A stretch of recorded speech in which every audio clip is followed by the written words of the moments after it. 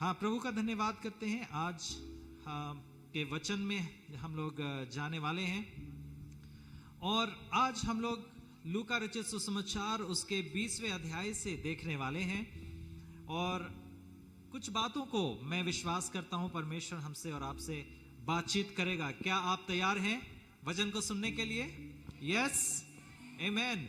ये कलीसिया वचन आधारित कलीसिया है और हम वचन में ज्यादा ध्यान देते हैं, यानी कि एक खरा और सच्चा वचन यदि एक विश्वासी के जीवन में है तो उससे बढ़कर के और किसी बात की हमें और आपको जरूरत नहीं। बाकी सारी चीजें हमारे जीवन में पूरी होंगी, लेकिन परमेश्वर ने अपने वचन को बहुमूल्य समझा है और इसलिए वो कहता है कि जब तक एक एक बिंदु भी पूरा नहीं होगा, है ना, वो हर एक बिंदु, हर एक आकार, हर एक शब्द जो भी यीशु मसीह के वचन में लिखा है वो हर एक शब्द पूरा होगा और एक दिन वो सारी बातें, वो सारी भविष्यवाणियां, वो सारी चीजें प्रभु के दिन में पूरी होंगी। हम विश्वास करते हैं कि हम आज के दिन में जब वचन को पढ़ते हैं, हम सिर्फ इसको पढ़ने वाले ही नहीं परंतु वचन को अध्ययन करने वाले, अपने जीवन में उसको लागू करने वाले लोग बने। न सिर्फ वचन को सुन करके ही नहीं। कुछ लोगों का है ना, कुछ लोग बोलते हैं यहाँ पर से यहाँ तक का जो है रास्ता बहुत साफ है, कोई ट्रैफिक जैम नहीं रहता है ना, यानी शब्द घुसते हैं एक कान से और निकलते हैं दूसरे कान से। उसके बाद पूरे हफ्ते हम सोचते रहते हैं अच्छा इस संडे क्या हुआ मुझे नहीं मालूम, और हम अपने जीवन में इतना लुप्त हो जाते हैं कि कलीसिया में कौन सी बातें हो रही हैं या फिर कौन से वचन परमेश्वर का बताया जाता है हमें याद भी नहीं रहता। पर मैं चाहता हूं आप जब वचन को सुनते हैं बड़े ध्यान से, कुछ देरी तक, कम से कम आधे घंटे आप प्रभु के वचन को सुनने के लिए अपने कान को खोले, अपने ध्यान को रखे, अपनी सारी चिंताओं को अपने घर पर छोड़ करके आए। ओके, मैं चाहता हूं अपने बगल वाले से आप बोले अपनी सारी चिंता आज की सुबह छोड़ दो। कम ऑन, आपके बगल में जो भी है सारी चिंता को छोड़ दो। ओके, हम अपने हाथ को उठाएं, अपने सर पर रखें। हमारी चिंता आज साइड में। कम ऑन, एक बार और, हमारी चिंता आज साइड में, है ना, जितनी चिंता साइड में। अब थोड़ी देर हमें चिंता नहीं करना घर में क्या बनेगा, आज संडे है ना, आज चिकन खाएंगे या आज कौन सा दिन है, रविवार का दिन है, हम वहां घूमने जाएंगे, पार्क जाएंगे। ये सारी बातें अब थोड़ी देर के लिए हम दूर करें और आज की सुबह हम प्रभु के वचन में आगे बढ़ेंगे। आइए मेरे साथ में निकाले लूका रचित सुसमाचार उसका 20वां अध्याय और उसके 9वें पद से आगे आज की सुबह हम लोग पढ़ेंगे। लूका रचित सुसमाचार 20वां वचन 9 से लेकर के 19 पद तक आज हम लोग पढ़ेंगे। यहां पर इस प्रकार से लिखा है, मैं पढ़ रहा हूं, इसे आप अपने बाइबल में देखें। तब वह लोगों से यह दृष्टांत कहने लगा, किसी मनुष्य ने दाख की बारी लगाई और किसानों को उसको ठेका दिया और बहुत दिनों के लिए परदेश चला गया। जब समय आया तो उसने किसानों के पास एक दास को भेजा कि वे दाख की बारी के कुछ फलों का भाग उसे दें, पर किसानों ने उसे पीटकर छूछे हाथ लौटा दिया। फिर उसने एक और दास को भेजा और उन्होंने उसे भी पीटकर और उसका अपमान करके छूछे हाथ लौटा दिया। फिर उसने तीसरे को भेजा, ओके, और उन्होंने उसे भी घायल करके निकाल दिया। तब दाख की बारी के स्वामी ने कहा, मैं क्या करूं? मैं अपने प्रिय पुत्र को भेजूंगा, संभव है कि वे उसका आदर करें। जब किसानों ने उसे देखा तो आपस में विचार करने लगे, यह तो वारिस है, आओ हम इसे मार डालें और मिरास हमारी होगी।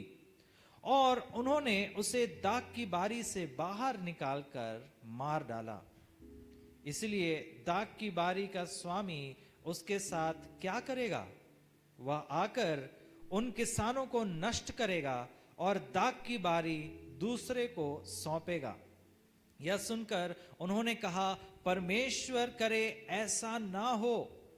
उसने उनकी ओर देख करके कहा, फिर यह क्या लिखा है? जिस पत्थर को राजमिस्त्रियों ने निकम्मा ठहराया वही कोने का सिरा हो गया। जो कोई उस पत्थर पर गिरेगा वह चकनाचूर हो जाएगा, और जिस पर वह गिरेगा उसको पीस डालेगा। उसी घड़ी शास्त्रियों और प्रधान याजकों ने उसे पकड़ना चाहा, क्योंकि वे समझ गए थे कि उसने हम पर यह दृष्टांत कहा, परंतु वे लोगों से डरे। यहीं तक। आइए हम प्रार्थना करें इस वचन के लिए। खुदावंत, हम धन्यवाद करते हैं आज के सुंदर दिन के लिए। प्रभु जी, आज हमें इस वचन को सीखने में, समझने में, अपने जीवन में लागू करने में मदद कीजिए। पिता परमेश्वर, हम अपने आप को आपके हाथों में सौंप देते हैं। हमसे बातचीत कीजिए, पवित्र आत्मा हमारे बीच में उपस्थित होइए। सारी बातों के लिए धन्यवाद करते हैं। यीशु मसीह के नाम से इस प्रार्थना को मांगते हैं, आमीन। आमीन। ये वचन आप जब पढ़ रहे होंगे तो आपको समझ में आ गया होगा ये किसके बारे में है। ये कहानी जब हम पढ़ते हैं तो हमें पता चलता है एक दाख की बारी एक मनुष्य लगाता है, यानी कि वो बहुत अमीर इंसान है, और एक कुछ दासों को वो नियुक्ति कर देता है कि तू क्या कर, इस दाख की बारी की देख रेख कर, देखभाल कर, और मैं थोड़े देर के लिए, थोड़े दिनों के लिए मैं कहीं जा रहा हूं। वो परदेश चला जाता है। उसके बाद लिखा है कुछ दिनों के बाद जब दाख की जो वो बारी है वो तैयार हो गई। दाख समझते हैं ना, अंगूर के गुच्छे लटक रहे हैं, दाख की बारी तैयार हो गई है, खेत में अंगूर तैयार हो चुके हैं, और वो मालिक सोचता है कि मैं अपने किसी दास को भेजूं कि जा करके क्या करे, उन रखवालों के पास जा करके पूछे कि दाख की बारी अगर तैयार है तो उसमें से दाख क्या करो, मुझे दे दो कि मैं अपने मालिक के पास उसे ले जाऊं। वे क्या करते हैं, इस दास को मारते हैं, पीटते हैं और वापस भेज देते हैं। दूसरी बार एक और दास को वो मालिक भेजता है, और वो मालिक और वो दास जब आता है वे उसे भी मारते हैं, पीटते हैं। इंग्लिश में लिखा हुआ है दे ट्रीटेड हिम शेमफुली, यानी कि बहुत ही शर्मनाक काम भी उसके साथ, शायद कपड़ों को फाड़ दिए या उसे बहुत ही ज्यादा मारे पीटे, हमें नहीं मालूम, शायद उसके ऊपर में थूके, और उसके बाद उसे भी उन्होंने वहां से रफा दफा कर दिया। तीसरी बार जब उस दास को वो मालिक भेजता है तो तीसरी बार भी ऐसा ही होता है, और वे लोग क्या करते हैं, उस दास को बहुत ही पीटते हैं, मारते हैं, और उसके बाद उसे भी वहां से भगा देते हैं। उसके बाद मालिक बोलता है शायद मैं अपने एक पुत्र को भेजूं जो मेरा बेटा है, मेरा अपना सगा है, शायद मैं उसे भेजूं तो वे लोग उससे डरेंगे सोच करके कि ये तो मालिक का बेटा है। वो उसे भेजता है। जब वो वहां पहुंचता है वे उसे भी मारते हैं, पीटते हैं, यहां तक कि उसकी जान से भी उसको मार डालते हैं, यानी उसका मर्डर कर देते हैं, उसे मार डालते हैं। क्या होता है, इस मालिक ने अपने बेटे को खो दिया, और उसके बाद परमेश्वर इस बात को, यानी वचन इस बात को हमें और आपको बताता है, जिस राजमिस्त्रियों ने जिस पत्थर को कोने का सिरा समझा था, जिसने निकम्मा समझा था, उसी को परमेश्वर ने कोने का सिरा का पत्थर बना दिया। यानी कि ये कहानी किसी और के बारे में नहीं, ये कहानी यीशु के बारे में है, जो अपने बारे में ही यीशु मसीह उस दृष्टांत के द्वारा अपने लोगों को कह रहा है। आज मैं आपसे और आपसे एक प्रश्न को करना चाहता हूं, और आज का जो संदेश है उसका जो टाइटल है वो ये है, the most important question of your life. आपके जीवन का सबसे बहुमूल्य प्रश्न वो क्या है? आप अपने आप से बहुत सारे सवाल को करते होंगे, शायद बहुत सारे डाउट, संदेह आपके जीवन में होंगे।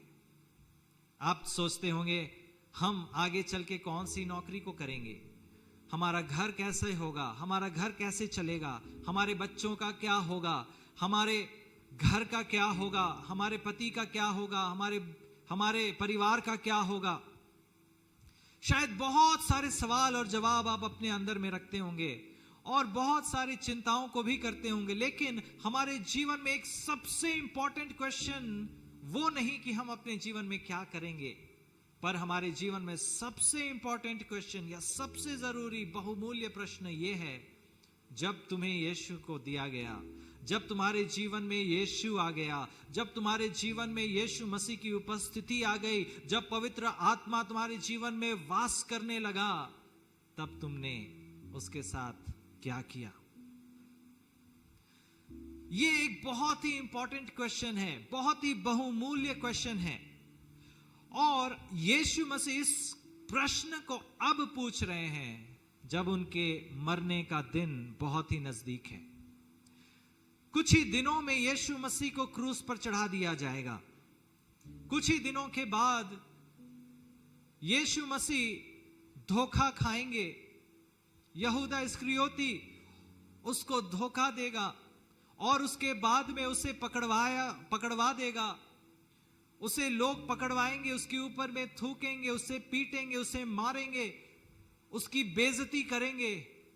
लेकिन इन सब घटनाओं के पहले यीशु मसीह लोगों से पूछना चाहता है, जब परमेश्वर तुम्हारे जीवन में, जब यीशु तुम्हारे जीवन में है, जब आया, तो तुमने उसके साथ क्या किया? हमारा आपके जीवन में यीशु है, इसमें कोई संदेह नहीं, इसमें कोई डाउट नहीं। यदि आप अभी भी संदेह कर रहे हैं कि क्या यीशु मसीह हमारे जीवन में है, वो है। उसने आपका हाथ कभी नहीं छोड़ा, ना ही आपको कभी त्यागा। ये इसीलिए क्योंकि उसने इस बात को कहा, वो ना तो कभी तुम्हें छोड़ेगा और ना ही कभी तुम्हें त्यागेगा।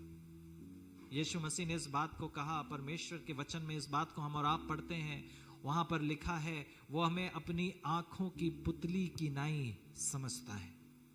यानी कि जैसे हम अपनी आंखों की पुतली को संभाल करके रखते हैं, हमारी पलकें जैसे ही कुछ हमारी आंख में घुसने जा रहा है या घुसना चाहता है, तो फिर हमारी पलकें तुरंत बंद हो जाती हैं, झपकने लगती हैं।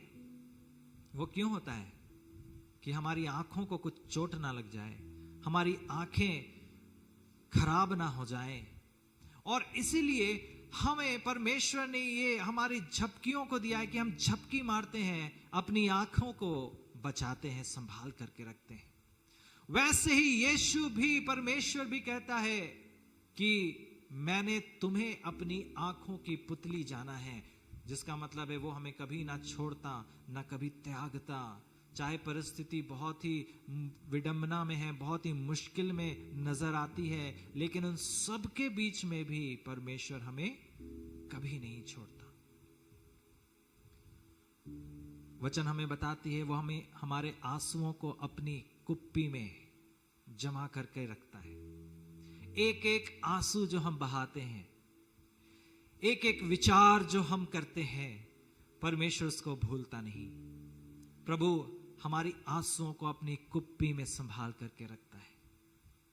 प्रभु का वचन हमें कहता है, जैसे मुर्गी अपने बच्चों को अपने पंखों तले छिपा करके रखती है।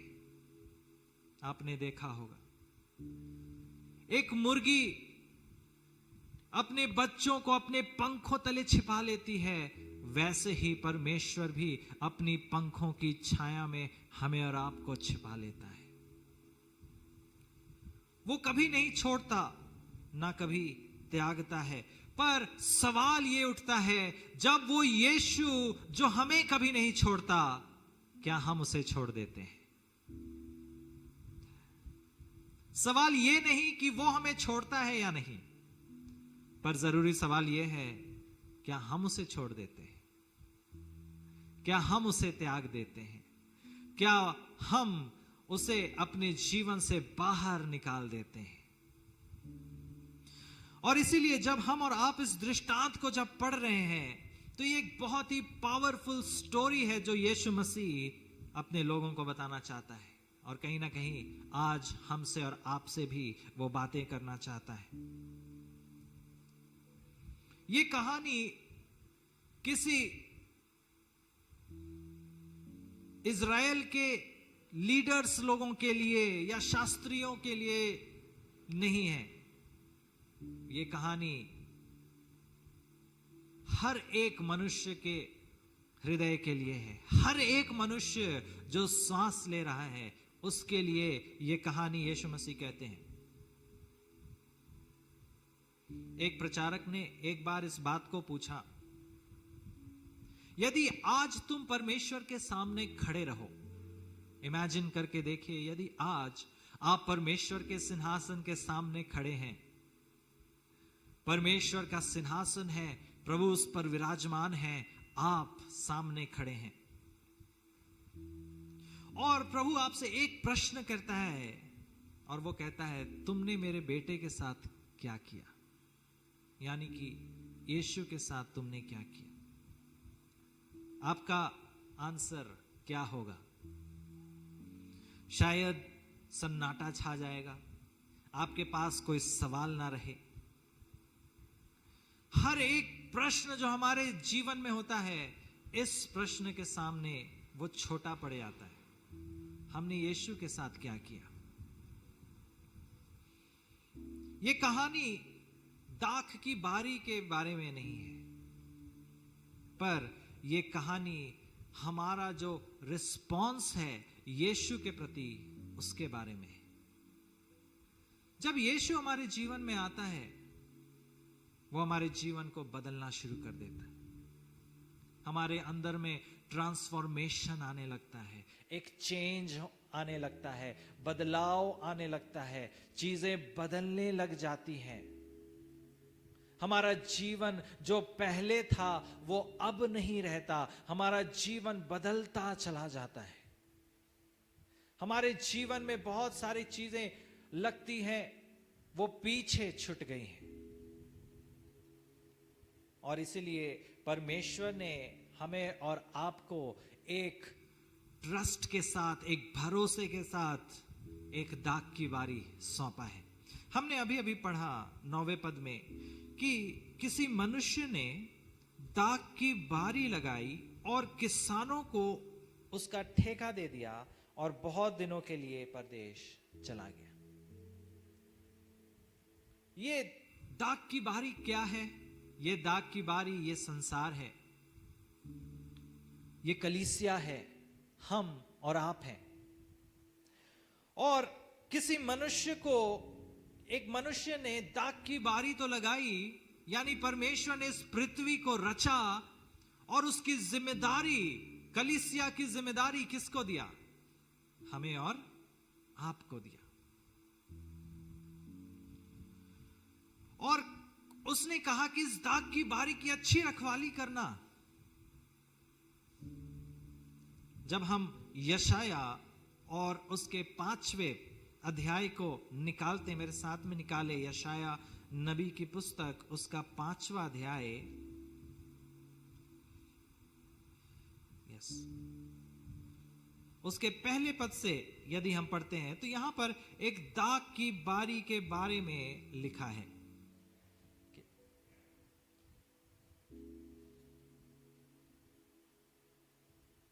यशाया नबी की पुस्तक, उसका 5वां अध्याय, उसके पहले पद से,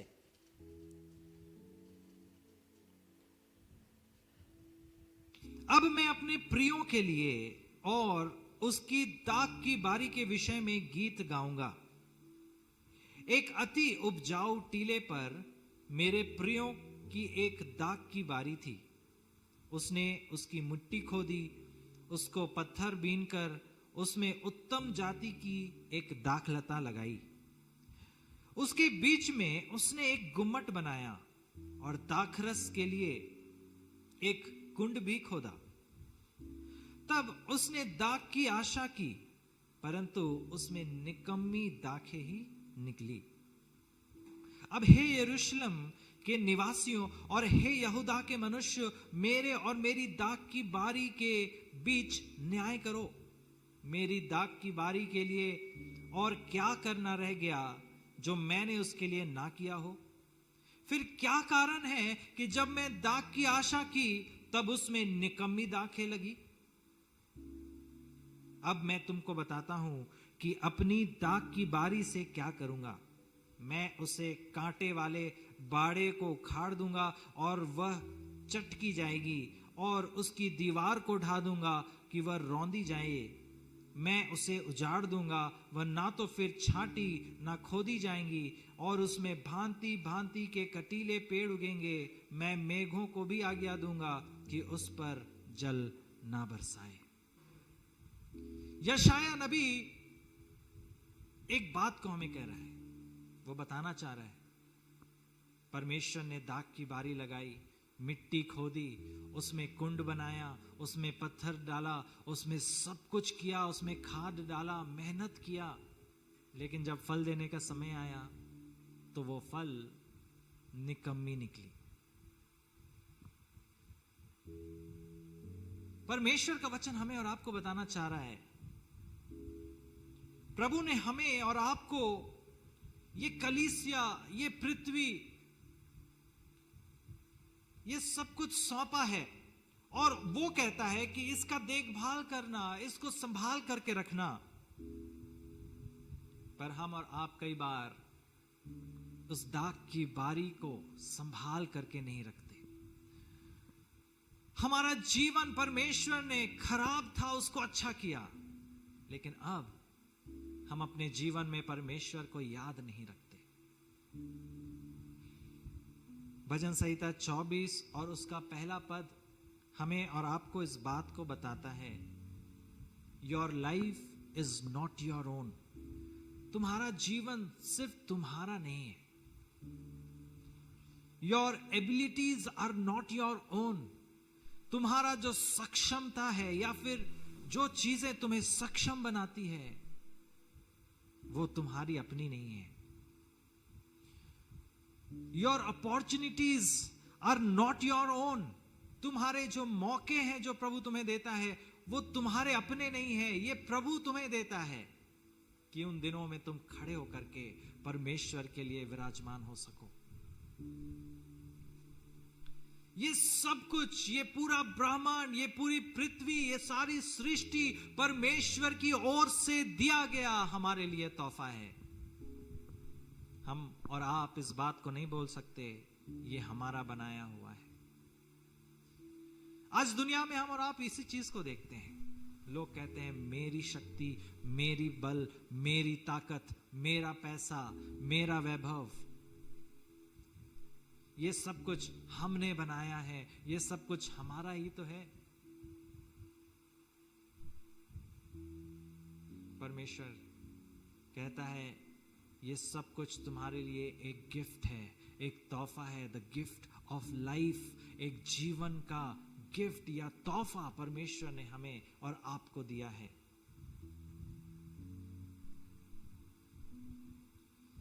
यहां पर कुछ भी हमारा नहीं है। We are just stewards. Stewards का मतलब देख रेख करने वाले, और इसीलिए हमें और आपको अपने हर एक चीजों में संतुष्ट रहने की जरूरत है। प्रभु का वचन हमें बताता है जब हम संतुष्ट रहते हैं तो हम प्रभु के राज्य में बड़े कामों को कर पाएंगे।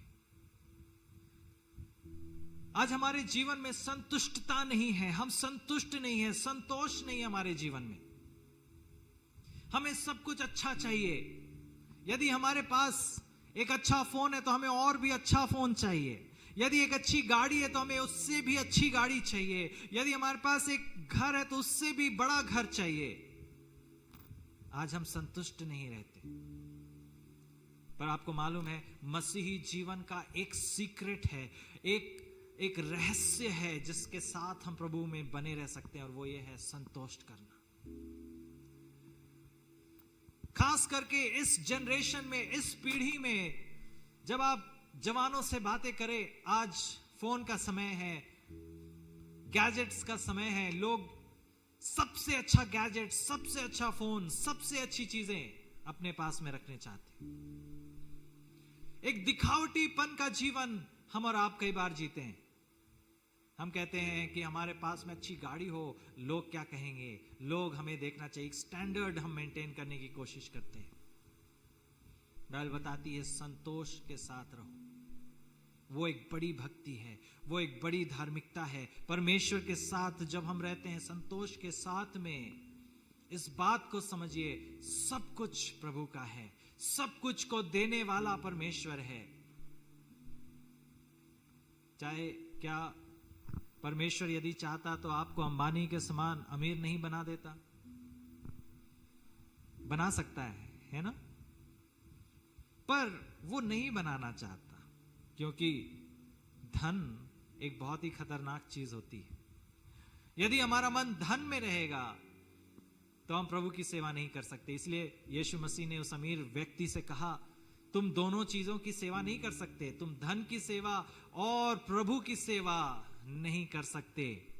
जो शब्द वहां पर आता है वो है ग्रीक में, वो है मामोन। मामोन का मतलब होता है पैसा या बड़ी बड़ी चीजें। वो एक मूर्ति पूजा के समान है। यदि हम पैसे कमाने के धुन में लगे हुए हैं, वो मूर्ति पूजा के समान है।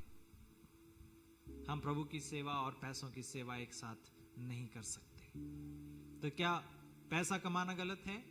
पैसा कमाना गलत नहीं, पर पैसों पर अपना मन लगाना गलत है। यदि आपके पास में लाखों पैसे हैं, कोई बात नहीं, अच्छी बात है। प्रभु के राज्य में बोना शुरू कर दो, प्रभु उसे मल्टीप्लाई करेगा। Because our God is a God of multiplication. वो मल्टीप्लाई करने वाला परमेश्वर है। अभी पास्टर साहब बता रहे थे, प्रभु क्या करता है? मल्टीप्लाई करता है। उसने 5 रोटी और 2 मछली को क्या किया? मल्टीप्लाई किया। आपके जीवन में यदि आप परमेश्वर के हाथ में जो कुछ आपके हाथ में उसे दे देंगे, ये जान करके कि वो परमेश्वर का ही है, प्रभु उसे मल्टीप्लाई करेगा। हम लोग निर्गमन की पुस्तक में इस बात को पढ़ते हैं, 4 अध्याय में, बाद में निकालिएगा, वहां पर मूसा के बारे में लिखा हुआ है। मूसा के हाथ में एक छड़ी थी जिसे वो भेड़ और बकरियों को चराने के लिए इस्तेमाल करता था। जब वो यीशु मसीह से बातें कर, परमेश्वर से बातें कर रहा था, परमेश्वर ने उससे पूछा, मूसा तेरे हाथ में क्या है? जो कुछ है दे दे। मूसा ने कहा, मेरे हाथ में ये लाठी है। ये साधारण सी लाठी, ये लाठी जो कहीं फेंका हुआ था, मैंने उसे उठा लिया। ये लाठी मेरे पास में है। जब हम 4 के 20वें पद में निर्गमन में आते हैं, वहां पर लिखा हुआ है, परमेश्वर ने उस लाठी को बदल करके अपनी लाठी बना ली। वो साधारण सी लाठी अब परमेश्वर की लाठी बन गई। क्यों? क्योंकि जो कुछ उसके हाथ में था, मूसा ने प्रभु को अर्पित कर दिया, दे दिया, और वो परमेश्वर की लाठी बन गई। अब उस लाठी को जब लाल समुद्र में डाला, लाल समुद्र 2 भाग हो गया। क्यों? क्योंकि वो अब साधारण लाठी नहीं रह गई, वो परमेश्वर की लाठी बन गई। अब वो लाठी को जब उसने फिरौन के सामने फेंका, वो सांप बन गया। क्यों? क्योंकि अब वो साधारण लाठी नहीं थी, वो उस परमेश्वर की लाठी बन गई थी। अब वो लाठी को जब पत्थर पर मारा तो पानी बह निकला।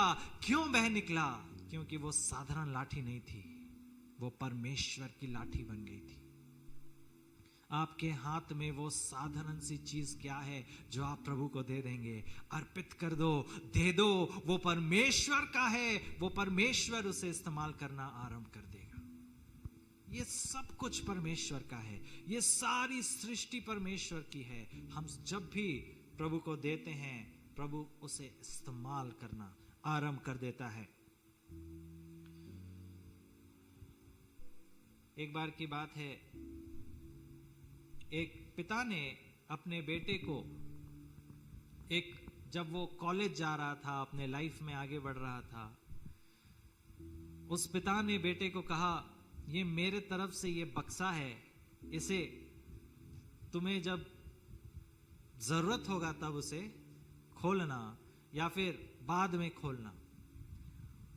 वो बेटा अपने कॉलेज जाता है, पढ़ाई करता है, धीरे धीरे वो अपने जीवन में आगे बढ़ने लगता है। जब वो आगे बढ़ने लगता है तो एक बार हम सभी को इस माहौल से, इस समय से गुजरे हैं। वो बहुत स्ट्रगल करता है, उसके पास में पैसे नहीं रहते, अपने कॉलेज में पढ़ने के लिए पैसे नहीं रहते, जीने के लिए, खाने के लिए पैसे नहीं रहते। वो बहुत मुसीबत में पड़ जाता है। वो बहुत ही प्रार्थना करता है, अब मैं प्रभु क्या करूं। तब उसे याद आता है, मेरे पिता ने मुझे एक बक्सा दिया था, जरा खोल के देखूं उसमें क्या है। जब वो उस बक्से को खोलता है तो उसमें वो देखता है कि उसमें एक बहुत बड़ा रकम का एक चेक रखा हुआ था, जिसको उसके पिता ने उसे दिया था। वो अब तक उस डब्बे को खोला ही नहीं, उसे मालूम ही नहीं था कि उस पिता ने उसके लिए सब कुछ तय करके रखा है। कई बार हम और आप को परमेश्वर वो तोहफा दे करके रखता है, लेकिन हम उस तोहफे को खोलते ही नहीं। वो तोहफा कौन है? वो तोहफा यीशु मसीह है, जिसको परमेश्वर हमें और आपको दिया है। लेकिन हम उस यीशु को कभी एक्सेप्ट ही नहीं करते, कभी रिसीव ही नहीं करते, हम उसको कभी अपने जीवन में इस्तेमाल ही नहीं करते। और हम और आप कहते हैं, ये सारी परेशानियां, ये सारी कठिनाइयां हमारे जीवन में क्यों आ रही हैं? आइए हम लूका में वापस आते हैं। अब ये मनुष्य सब कुछ करने के बाद, जब हम 10 पद से पढ़ते हैं तो यहां लिखा है, जब समय आया तो उसने किसानों के पास एक दास को भेजा कि वे दाख की बारी के कुछ फलों के भाग उसे दे, पर किसानों ने उसे पीटकर छूछे हाथ लौटा दिया। फिर उसने एक और दास को भेजा और उन्होंने उसे भी पीटकर और उसका अपमान करके छूछे हाथ लौटा दिया। फिर उसने तीसरा भेजा और उन्होंने उसे भी घायल करके निकाल दिया। कई बार जब हमारे पास में भविष्यवाणी करने वाले लोग आए, भविष्यद्वक्ता आए, जैसे कि यशाया, यिर्मयाह, हमने इतिहास इस बात को बताती है, उन्होंने उसका आदर नहीं किया। उन्होंने उसको भी मारा, पीटा और उनको बाहर निकाल दिया। पर परमेश्वर ने लोगों को भेजना बंद नहीं किया। उन्होंने और भी लोगों को भेजा, और भी भविष्यद्वक्ताओं को भेजा, और भी परमेश्वर के सेवकों को भेजा, लेकिन बहुत सारे लोगों ने उनकी भी ना सुनी। और इसीलिए यीशु मसीह इस इंपॉर्टेंट बात को हमें और आपको बताना चाहते हैं। जब हम मत्ती उसका 23वां पद निकालते हैं, मत्ती रचित सुसमाचार उसका 23 और उसके 37 में 37वें पद में, तो यहां पर इस प्रकार से प्रभु यीशु मसीह कहते हैं, हे यरूशलेम, हे यरूशलेम, तू भविष्यद्वक्ताओं को मार डालता है और जो तेरे पास भेजे गए उन पर पथराव करता है। कितनी बार मैंने चाहा कि जैसे मुर्गी अपने बच्चों को पंखों तले नीचे इकट्ठा करती है, वैसे ही मैं भी तेरे बालकों को इकट्ठा कर लूं, परंतु तुमने ना चाहा। वचन और हमें और आपको इस बात को बताता है। कितनी बार यीशु मसीह कहता है कि मैंने चाहा कि तुम्हें अपने पंखों तले छिपा करके रख लूं, लेकिन तुमने नहीं चाहा। इसीलिए मैंने कहा, प्रभु तो है, पर सवाल यह है, हमने उस यीशु के साथ में क्या किया? क्या हमने उसे रिसीव किया? क्या हमने उसकी आशीषों को रिसीव किया, या फिर हम सिर्फ उसे अपने फायदे के लिए अपने जीवन में रखते हैं? कई लोग प्रभु यीशु को सिर्फ अपने फायदे के लिए रखते हैं कि हमारा फायदा हो, है ना। जब कुछ मुसीबत है, जब बीमारी है, तो हम बहुत प्रार्थना करते हैं, लेकिन जब कुछ नहीं, जब सब कुछ अच्छा चल रहा, हम प्रभु यीशु मसीह को साइड कर देते हैं। हम शायद एक ऐसे बच्चे के समान हैं जो बिगड़ गए हैं और हमारे माँ और बाप हमें कहते हैं, मेरे बेटे मेरी बेटी वापस आ जाओ, अच्छे काम को करो, अच्छे मार्ग पर चलो, लेकिन हम उनकी नहीं सुनते। शायद हमारा जीवन बहुत अच्छा है, शायद हम प्रार्थना में बहुत अच्छे हैं, लेकिन हम में से यहां पर बैठे कई ऐसे लोग भी शायद हैं जो प्रभु की वाणी को नहीं सुनते। हम अपने जीवन में इतना लुप्त हो चुके हैं, हम अपने जीवन में इतना ज्यादा बिजी हैं कि हम परमेश्वर के लिए टाइम नहीं निकालते, हम प्रार्थना के लिए समय नहीं निकाल पाते, हम उसके साथ समय नहीं बिताते, हम उसके वचनों को नहीं पढ़ते। लेकिन जब मुसीबतें आती हैं तो हम प्रभु को फिर से याद करते हैं और कहते हैं, प्रभु अपने बेटे पर, अपनी बेटी पर तरस खा। प्रभु एक ऐसे रिश्ते को नहीं चाहता जहां पर हम सिर्फ काम पढ़ने पर यीशु को याद करें, पर प्रभु चाहता है हम और आप उसके साथ एक अद्भुत रिश्ते में आगे बढ़ें। इन्होंने जब दास को भेजा गया, भविष्यद्वक्ताओं को भेजा गया, इन्होंने उनसे बेइज्जती करके बाहर निकाल दिया। आज भी जब हम परमेश्वर के वचन को सुनते हैं, जब प्रभु के वचन को अध्ययन नहीं करते, हम मानो उन लोगों के समान हैं जो भविष्यद्वक्ताओं को मारते पीटते और उनको बाहर भगा देते हैं। लेकिन प्रभु यीशु मसीह परमेश्वर हमें छोड़ नहीं दिया, पर उसने क्या किया, जैसे ये दृष्टांत हमें और आपको बताता है, परमेश्वर ने एक काम किया। उसने कहा, मैं अपने बेटे को भेजूंगा, मैं अपने एक लौते बेटे को भेजूंगा ताकि जाकर के उनको समझाए कि वे परमेश्वर के मार्ग पर चले। पर प्रभु अपने ही बारे में इस दृष्टांत में बता रहे हैं। जब उसने उस बेटे को भेजा, 14 पद, जब किसानों ने उन्हें देखा तो आपस में विचार किया और कहने लगे, यह तो वारिस है, आओ हम इसे मार डालें कि मिरास हमारी हो जाए। और उन्होंने उसे दाख की बारी से बाहर निकालकर मार डाला। वे सोचने लगे, ये तो वारिस है, इसे मार डालो। ठीक उसी प्रकार जैसे पिता परमेश्वर ने अपने बेटे यीशु मसीह को इस पृथ्वी पर भेजा और हम लोगों ने क्या किया, उसे मार डाला, उसे क्रूस पर चढ़ा दिया, उसकी ताड़ना की। This is the heart of the gospel. यही सुसमाचार का सबसे मूल भेद है कि परमेश्वर ने अपने एक लौते बेटे को भेजा इस संसार में। जब हम लोग भजन संहिता यूहन्ना 3 अध्याय उसका 16 पद में पढ़ते हैं, परमेश्वर ने जगत से ऐसा प्रेम किया कि उसने अपने एक लौते पुत्र को दे दिया ताकि जो कोई उस पर विश्वास करे वो नाश ना हो परंतु अनंत जीवन को पाले। यीशु मसीह यहां पर अपने ही मृत्यु के बारे में बता रहे हैं। वो लोगों को यह बताना चाह रहे हैं कि परमेश्वर ने अपने बेटे यीशु को तो भेजा लेकिन तुमने उसे मार डाला। रोमियो 5 उसका 8वां पद हमें बताता है, Christ died for us while we were still sinners. जब हम पापी ही थे परमेश्वर हमारे लिए मर गया। हमने बहुत अच्छे कामों को नहीं किया, हमने बहुत भले कामों को, बड़े बड़े कामों को नहीं किया, पर जब हम पापी ही थे परमेश्वर ने अपनी जान को हमारे लिए दे दिया।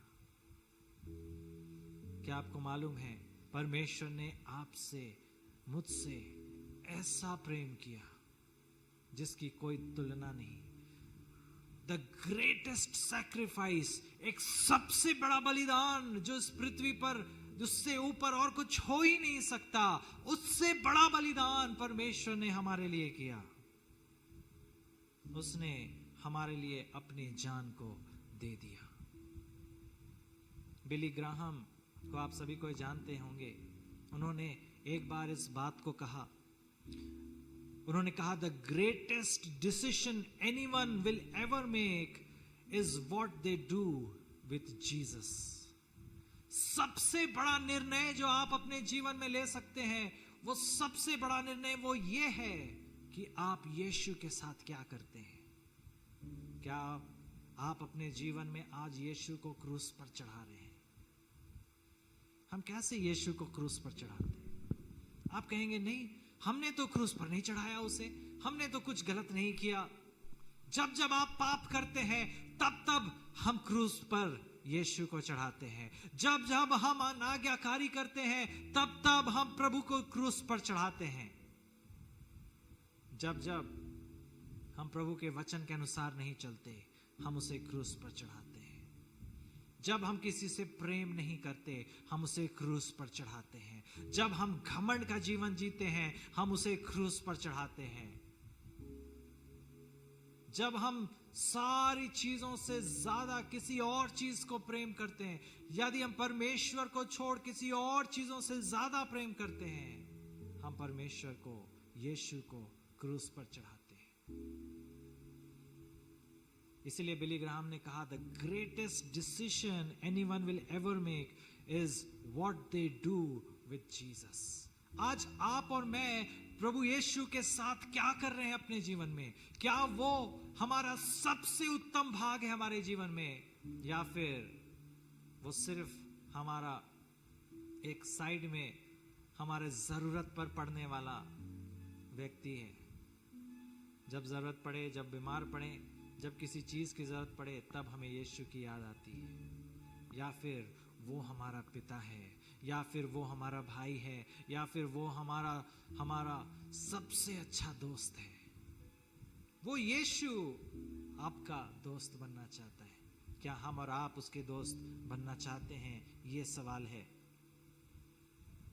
What have you done with Jesus?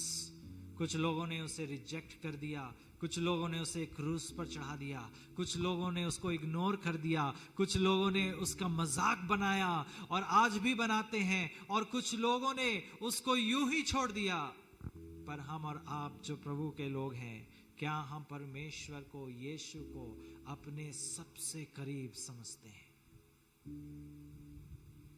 हम सोचते हैं कि हमारा सबसे करीबी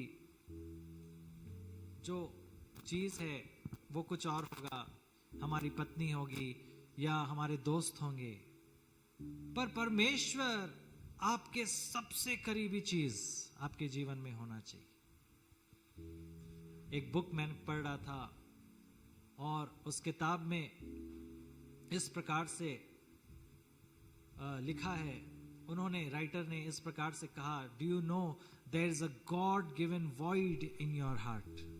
आपने इस चीज को महसूस किया होगा, एक परमेश्वर का दिया हुआ खालीपन हमारे अंदर में है। वो खालीपन परमेश्वर ने दिया है जानबूझ करके। क्यों? क्योंकि उस खालीपन को सिर्फ और सिर्फ प्रभु ही भर सकता है, कोई और नहीं। कोई और आपके उतना करीब नहीं आ सकता जितना परमेश्वर आ सकता है। There is a God given void, एक खालीपन परमेश्वर का दिया हुआ है जिसको सिर्फ और सिर्फ परमेश्वर ही भर सकते हैं। और इसीलिए यीशु मसीह कहता है अपने दृष्टांत में कि ये तो वारिस है, आओ हम इसे मार डाले। उन्होंने यीशु को मार डाला। और उसके बाद जब 16 पद में लिखते हैं तो वो कहता है, वह आकर उन किसानों को नष्ट करेगा और दाग की बारी दूसरों को सौंप देगा। ऐसे लोगों को जो यीशु मसीह को एक्सेप्ट नहीं करते, जो उसे रिजेक्ट कर देते हैं, परमेश्वर कह रहा है ऐसे लोगों को वो नाश करेगा और उनके ऊपर में न्याय होगा, और परमेश्वर उस दाग की बारी को किसी और को सौंप देगा। बोलने का मतलब है, प्रभु ने यदि आपको ये सेवा दिया है, यदि ये काम दिया है, यदि आप उसे भरपूरी से पूरा नहीं करते, प्रभु उसको किसी और को सौंप देगा। प्रभु के राज्य में काम करने वाले की कमी नहीं। यदि आप उसको नहीं करते, यदि आप उस सेवा को नहीं करते, परमेश्वर उसको किसी और को दे देगा। इसलिए हम और आप इस बात को कहते हैं, परमेश्वर में उद्धार है। हम और आप सिर्फ और सिर्फ प्रभु में उद्धार पा सकते हैं। 18 पद में जब हम पढ़ते हैं तो यहां लिखता है, 17 पद में, उसने उनकी ओर देख करके कहा, फिर क्या यह नहीं लिखा, जिस पत्थर को राजमिस्त्रियों ने निकम्मा ठहराया, वही कोने का सिरा बन चुका है। जिसको सारे लोगों ने निकम्मा सोचा था, उसको परमेश्वर ने आज एक कोने का सिरा बना दिया है। यानी कि अब वो सबसे इंपॉर्टेंट पत्थर है। जो कोई उस पर विश्वास करेगा वो नाश नहीं होगा, परंतु अनंत जीवन को पाएगा। आज हम और आप कितना परमेश्वर को अपने जीवन का फाउंडेशन समझते हैं। हम और आप कितने लोग हैं जो परमेश्वर को जानते हैं कि वो हमारा कोने का सिरा का पत्थर है, उसी में सारी बिल्डिंग खड़ी होती है। हम और आप जब प्रभु के वचन में चलना शुरू करते हैं, प्रभु हमारे जीवन का फाउंडेशन वो मजबूत गढ़ बन जाता है जिसमें हम और आप खड़े हो पाते हैं। एक बार की बात है, एक बहुत बड़ा पेंटर था। उसने एक पेंटिंग को बनाया और उस पेंटिंग में उसने दिखाया कि एक बहुत ही जवान व्यक्ति है जो कि प्रभु यीशु मसीह के सामने खड़ा है, और प्रभु यीशु मसीह के एक हाथ में इनविटेशन है और दूसरे हाथ में उस छेदे हुए, जो उसके हाथों में कील ठोका गया, वो छेद है। और उस पेंटिंग के नीचे में ये लिखा हुआ था, What will you do with Jesus? यीशु मसीह के साथ तुम क्या करोगे? कौन से हाथ को तुम लोगे? क्या उसके छेदे हुए हाथ को लेकर के तुम चलोगे? बोलने का मतलब है, क्या तुम उसके समान जीवन जियोगे? जब परेशानियां, ताड़ना, सताहट आएगी, क्या तुम स्थिर खड़े रहोगे?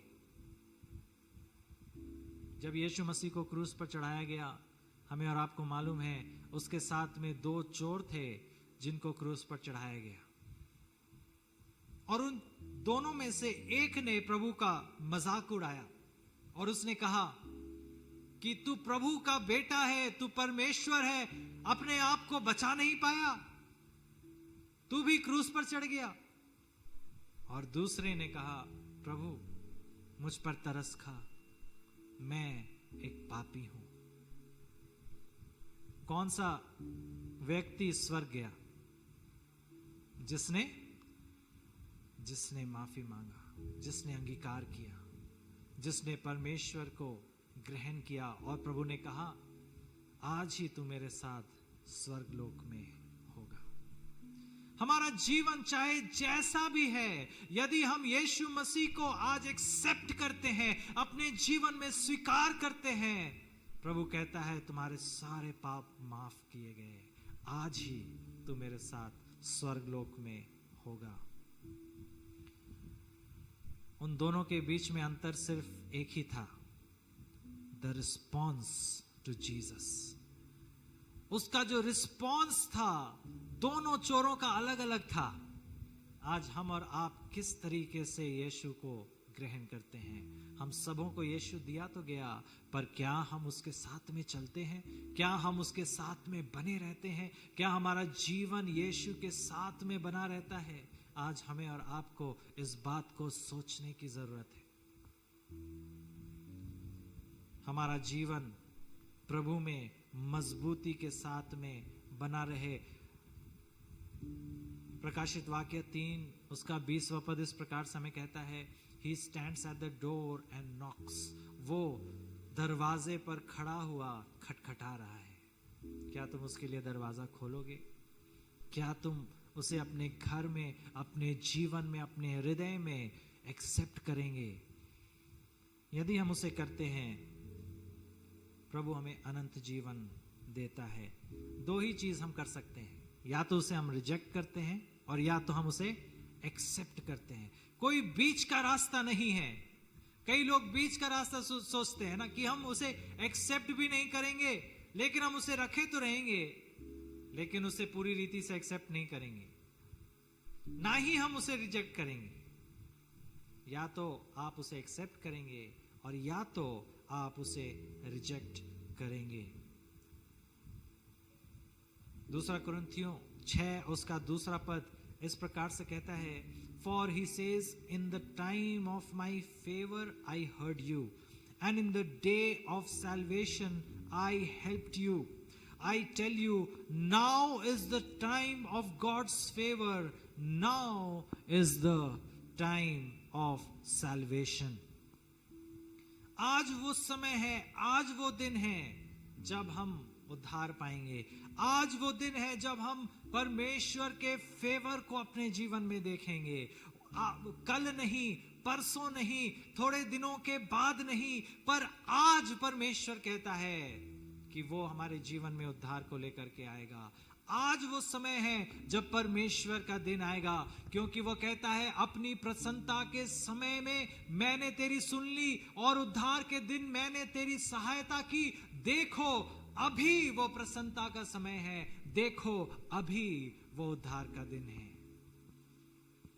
मैं प्रार्थना करता हूं, यदि आपके जीवन में वो उद्धार या फिर वो समय नहीं आया, आज वो दिन है जब परमेश्वर का समय आपके जीवन में आएगा। अभी वो समय है जब परमेश्वर का उद्धार आपके जीवन में आएगा, और हम जब परमेश्वर हमारे जीवन में आएगा, हम कहने पाए, प्रभु तू उद्धार का सिरे का पत्थर है, तू हमारे जीवन का सिरे का पत्थर है। जीवन में सबसे जरूरी चीज है, सबसे इंपॉर्टेंट चीज है जो हमारे जीवन में आज तक हो सकता है। शायद हम चलते चलते अपने प्रेम को भूल गए हैं, शायद हम ठंडे पड़ गए हैं। प्रभु कहता है, अपने आप को मजबूत करो, प्रभु से प्रेम करो और प्रभु के उद्धार को अपने जीवन में लेकर के आओ। हालेलुया। आइए हम लोग प्रार्थना करेंगे।